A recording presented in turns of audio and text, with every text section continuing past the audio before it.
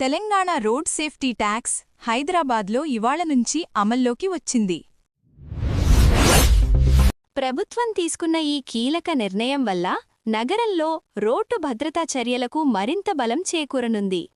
తెలంగాణ ప్రభుత్వం రోడ్డు ప్రమాదాలను తగ్గించేందుకు ట్రాఫిక్ నియంత్రణను మరింత కట్టుదిట్టం చేయడానికి ఈ రోడ్ సేఫ్టీ ట్యాక్స్ను అమలు చేస్తున్నట్లు వెల్లడించింది.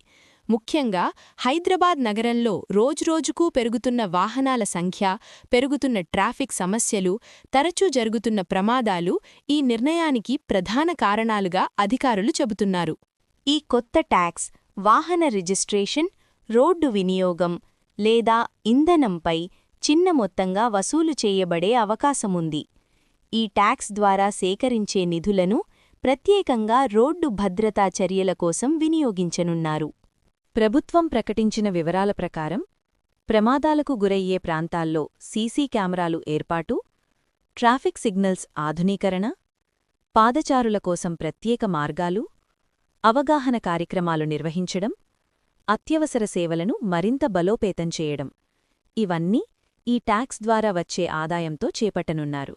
అధికారుల మాటల్లో చెప్పాలంటే ప్రతి సంవత్సరం తెలంగాణలో వేలాది రోడ్డు ప్రమాదాలు నమోదవుతున్నాయి.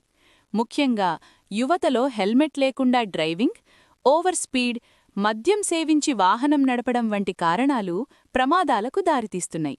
ఈ నేపథ్యంలో రోడ్డు భద్రతను మరింత కట్టుదిట్టం చేయడం అత్యవసరమైందని ప్రభుత్వం భావిస్తోంది. అయితే మరోవైపు కొంతమంది వాహనదారులు ఈ కొత్త ట్యాక్స్పై అభ్యంతరం వ్యక్తం చేస్తున్నారు.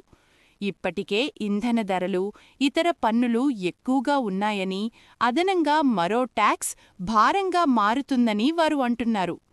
ప్రభుత్వం మాత్రం ఇది ప్రజల భద్రత కోసమే తీసుకున్న నిర్ణయం అని స్పష్టం చేస్తోంది.